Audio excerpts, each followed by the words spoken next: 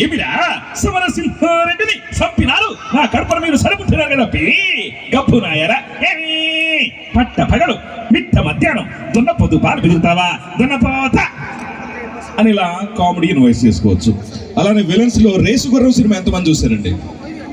Allu Arjun race గుర్రం చిత్రంలో villain కూడా అంత పేరు వచ్చింది, మద్దాల శివారెడ్డి అనే క్యారెక్టర్.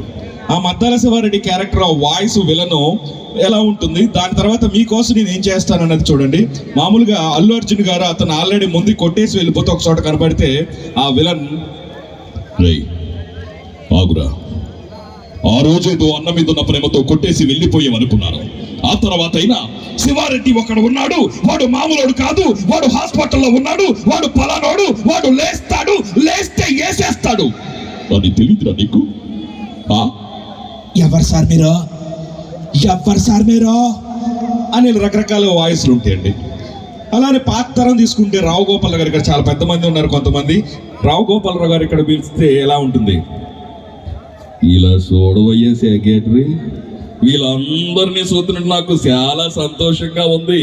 మరి కళాకారులు ఎంత అద్భుతంగా ప్రోత్సహిస్తున్నా తిరుపతి పాణిగ్రాహ్ గారికి అలానే రూపేష్ పాణిగ్రాహ్ గారికి నా తరపున అలానే మీ అందరికీ ఉగాది శుభాకాంక్షలు తెలియజేసుకుంటూ మీ అందరి కోసం ఒక పెద్ద డైలాగ్ చెప్పేస్తాను. ఆరోహణ అవరోహణ పరముల సరళి జంట ధాతు స్వరములు అలంకార బిలారి గీత గల గీతముల కవి జాతముల వర్ణముల పద వర్ణముల కీర్తనల కృతుల స్వరజతి జావలి బిల్హనాథ శాస్త్రీయ లవిత జానపదాల ధాతుమాతుల దండి గమకముల రమ్యతాల రాగం తానం పల్లవి సరళిత రాగమాలికల ఆలాపల యోగాయకుడు అంటే ఎవరుంటారు? చాలా సంతోషం ఉంటారు మీరు. రావు గోపాలరావు ఏమంటారు సెక్రటరీ అని ఇలా ఉంటుందండి. అయితే మీ అందరి కోసం సంథింగ్ వెరైటీగా మీరు కాసేపు ఒక హాల్లో కాకుండా ఒక సినిమా హాల్లో ఉంటే ఎలా ఉంటుంది అని మీకు ప్రజెంట్ చేయబోతున్నాను.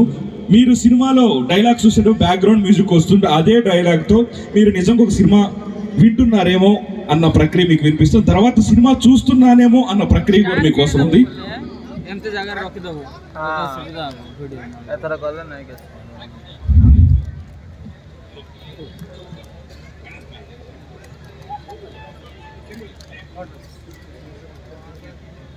హలో అండి,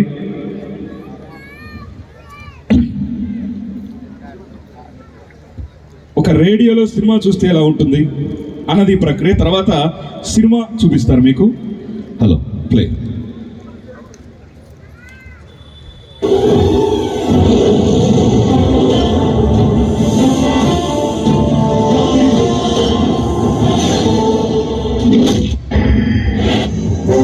లేడన ధైర్యమా, రాడన నమ్మకమా, నమ్మకమా నేను ఎక్కడున్నా నా వల్లనే వాళ్ళు ఎక్కడుంటారు.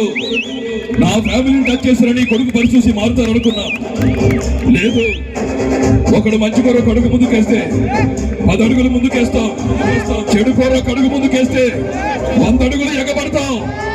నాకు సెంటిమెంట్స్ లేవు, ఎమోషన్స్ లేవు, ఫీలింగ్స్ లేవు.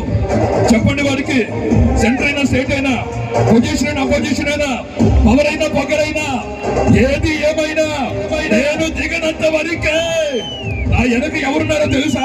తిరుపతి రూపేష్ గారు ఉన్నారు.